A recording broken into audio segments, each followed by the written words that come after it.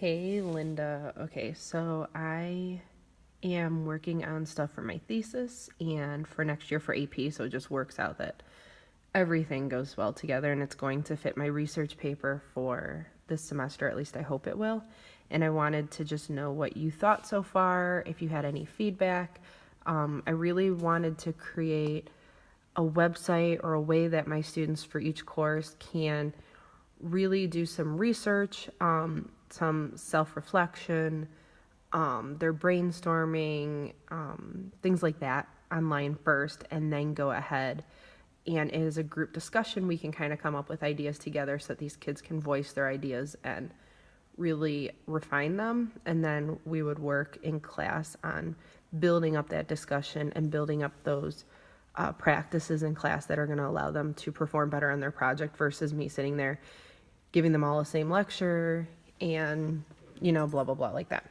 So this is one project that I saw something similar online, and I kind of took the basic idea and ran with it and changed it up a bit. So right on the website, they'll be able to really find all of their projects right here. And this will be the website for AP next year. And then this is breadth number 5, rule the world, and I have their project objectives that they can go through. Kind of like a little reading what if, and the lady who I found this from, she did this TED Talk from 2016 or TED Conference, and I really liked the idea of all these people who were involved in the conference, what they would do if they ruled the world. So the kids will read that, and then they'll jump into assignment instructions. So what I'm looking for in the project, kind of their basic go-to. Prior to the project, you must complete the following requirements. It's in the order of the things that they need. Each assignment on Classroom will be labeled 2D for AP 2D, B for breadth 5, because this is number 5, and then the order of the assignment 1, 2, you can see I have a 3 down here.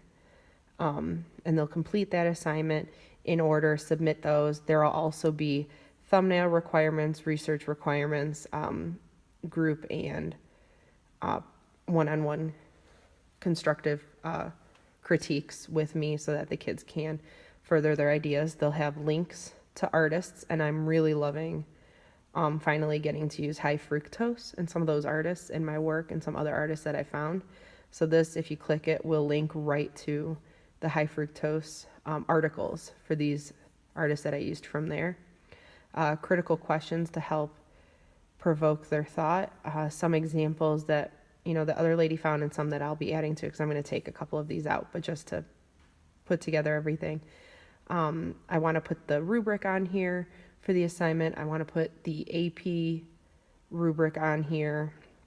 Links to Classroom where all their assignments will be that they have to fill out before.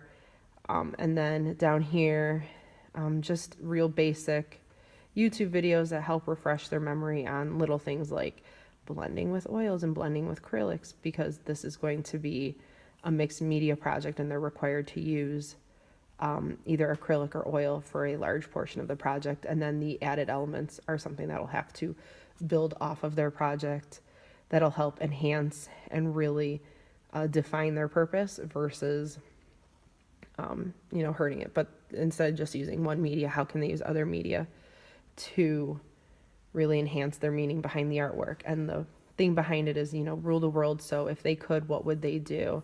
And they'll have to either talk about, is it social change? When does it take place? What kind of imagery? What's involved? How big of a scene, or is it a scene? Will it be realistic or fantasy? So on and so forth. But this is what I'm looking to do with all of my projects. And I started another one on here. The other ones are typed elsewhere. I'm just adding them right now. And of course it's not going to work when I want it to. I can go to this website over here and show it. Hopefully it's still all there. Yeah. Breadth number 4 is called confinement. So how would you feel if you were confined? What does confinement mean? I give them the actual definition, but how can they define it in their own words? And how can they relate it to emotions, people, objects, animals, social, political issues, or nature? So I really want to keep things more open-ended, especially with my advanced and AP kids. And then again, I'll do assignment instructions and go from there.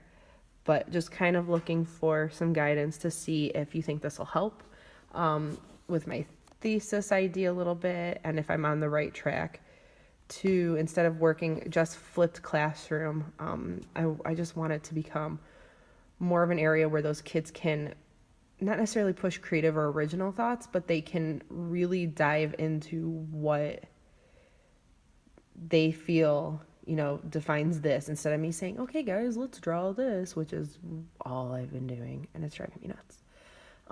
Again, not by choice, but I really want to get away from that. And I think opening up this will allow the kids to have very personal, original artwork in their own sense of self. And they'll be more into the work versus me giving it to them. And all these questions and steps are hopefully like thought provoking and pushing them to critically inquire about the assignment a little bit further. So looking for some help. Would love to hear from you. Thanks.